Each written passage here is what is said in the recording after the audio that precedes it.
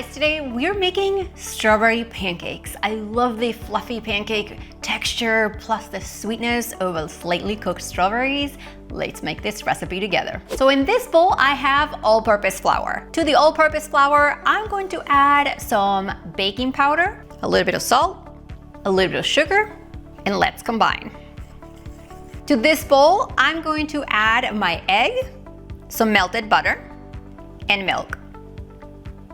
With a whisk, I'm going to break down the egg first real quick and then start combining the ingredients starting from the edges just so that the flour, the milk, our eggs mixture, it all combines into a smooth batter. Now here I have about a cup of fresh chopped strawberries. If you don't have fresh, just use frozen, that I'm going to simply add into my batter, and then with a spoon, I'm just going to fold it in. Now today I'm using a large griddle here that I'm simply going to take a little vegetable oil with a paper towel and grease it. Even though it's non-stick, I still like to use some butter or vegetable oil to make my pancakes. Now I'm simply going to pour about 1/4 of a cup of batter per pancake right onto my griddle. You want to pour this rather quick, one after the other, so they all cook evenly.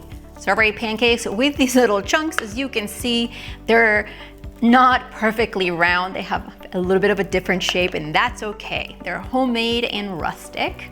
And you want to cook these for about 2 minutes or so on the first side, and you know they're ready to flip when you see defined edges. They begin to bubble up towards the middle, and then you're going to take your spatula and carefully flip them over and cook them for another minute or two on the other side. Guys, it looks like these pancakes are ready. Let's remove them from our griddle right into our plate. I can already see the perfectly golden edges. The strawberries are soft and cooked. Wow, I can't wait to cut into these. All we gotta do is pour a little bit of maple syrup over the top and give ourselves a slice of this gorgeous pancake stack. And now we try it.